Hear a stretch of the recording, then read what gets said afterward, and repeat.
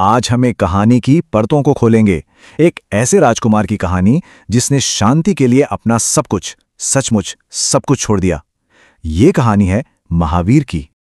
सोचिए जरा, एक इंसान जो महल छोड़ दे, जो हर तरह का आराम, हर तरह की सहूलियत त्याग दे और पूरी दुनिया को ये सिखाए कि असली ताकत तो भाई अहिंसा में है। ये जो कॉन्ट्रास्ट है ना, यही उनकी कहानी का दिल है। तो चलिए कहानी की शुरुआत से ही शुरू करते हैं। समझते हैं उस राजकुमार के सफर को, शाही आराम से लेकर सच की उस मुश्किल राह तक। बात है आज से करीब 2600 साल पहले की। कुंडलपुर में राजकुमार वर्धमान का जन्म हुआ।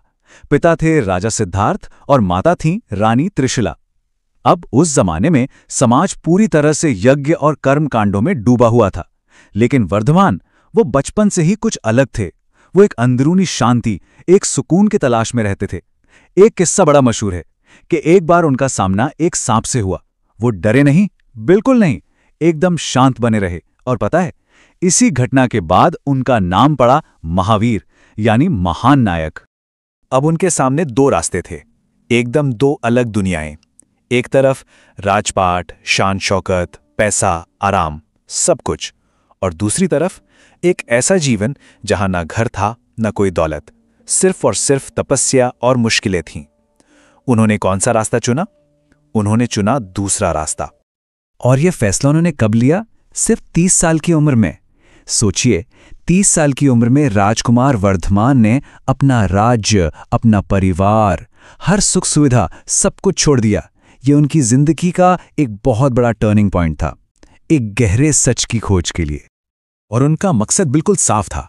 उन्होंने कहा, मैं सच की तलाश में जा रहा हूं, वो सच जो आत्मा को आजाद कर दे। तो ये किसी चीज से भागना नहीं था, नहीं, ये तो किसी बहुत गहरी चीज को पाने की एक कोशिश थी। तो ये सफर कैसा रहा, चलिए देखते हैं। ये कोई 1-2 दिन की बात नहीं थी, पूरे 12 साल की इच्छा शक्ति की एक जबरदस्त परीक्षा थी, ज्ञान तक पहुंचने की एक लंबी, बहुत लंबी यात्रा। तो इन 12 सालों में क्या क्या हुआ? सबसे पहले तो उन्होंने अपना सब कुछ, सारी संपत्ति, सारा आराम, सब छोड़ दिया। इन सालों में उन्होंने क्या कुछ नहीं सहा। कड़ाके की सर्दी, चिलचिलाती गर्मी, लोगों के ताने, उनका अपमान, यहां तक कि जानवरों के हमले भी। लेकिन उन्होंने कभी पलटकर जवाब नहीं दिया। वो अपने एक सिद्धांत पर चट्टान की तरह अड़े रहे, अहिंसा। और फिर 12वें साल में उन्हें कैवल्य ज्ञान की प्राप्ति हुई, यानी मुकम्मल आत्मज्ञान। और इसी ज्ञान प्राप्ति के बाद राजकुमार वर्धमान बन गए महावीर स्वामी, जैन धर्म के 24वें तीर्थंकर।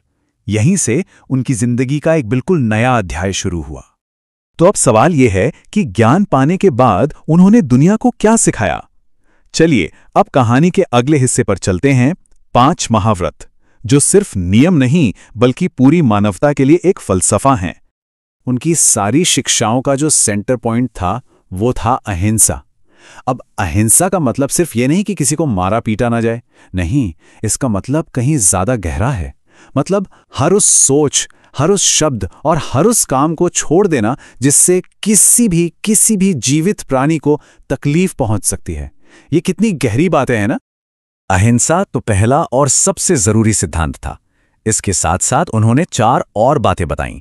सत्य, यानी हमेशा सच के रास्ते पर चलना। अस्तेय, यानी चोरी ना करना। ब्रह्मचर्य, मतलब अपनी इंद्रियों को, अपने सेंसेस को काबू में रखना। और अपरिग्रह, यानी जरूरत से ज्यादा चीजें अपने पास जमा ना करना। तो समझने वाली बात यह है कि ये सिर्फ कोई रूल्स या रेगुलेशंस नहीं थे, ये तो इंसानियत के लिए 5 पिलर्स की तरह थे, एक बेहतर, एक ज्यादा शांतिपूर्ण जिंदगी जीने की बुनियाद। अब ये सिद्धांत सिर्फ कहने के लिए नहीं थे, उन्होंने इसे अपनी जिंदगी में उतारा भी। इसका एक बहुत ही जबरदस्त किस्सा है। एक बार एक किसान जो बहुत गुस्से में था, वो उन्हें भला बुरा कहने लगा। महावीर ने बहुत शांति से जवाब दिया, तुम्हारा गुस्सा तुम्हारे अंदर का दर्द है, मैं इसे स्वीकार करता हूं, लेकिन मैं इसे तुम्हें वापस नहीं दूंगा। और इसका असर क्या हुआ? वो किसान, जब उसने देखा कि गुस्से को शांति से भी जीता जा सकता है, तो वो बाद में महावीर के पैरों में गिर गया। यही तो है उनकी शिक्षाओं की ताकत, जो इंसान को बदल सकती है। और यहीं से हम आते हैं आज के दौर के सबसे जरूरी सबक पर, कि अहिंसा आज के जमाने में कितनी जरूरी है, कितनी रेलेवेंट है। तो ये एक बड़ा सवाल खड़ा करता है ना। आज की दुनिया को देखिए, जहां हर तरफ हिंसा है, हमारे शब्दों में, हमारी सोच में, हमारे कामों में। तो क्या हजारों साल पुराना एक सिद्धांत हमारी इस मॉडर्न दुनिया को सच में बदल सकता है? शायद इसका जवाब महावीर के उस एक मूल विश्वास में ही है कि अहिंसा आत्मा की सबसे बड़ी जीत है। ये सिर्फ बाहर की शांति नहीं है, ये तो अंदर की जीत का रास्ता है।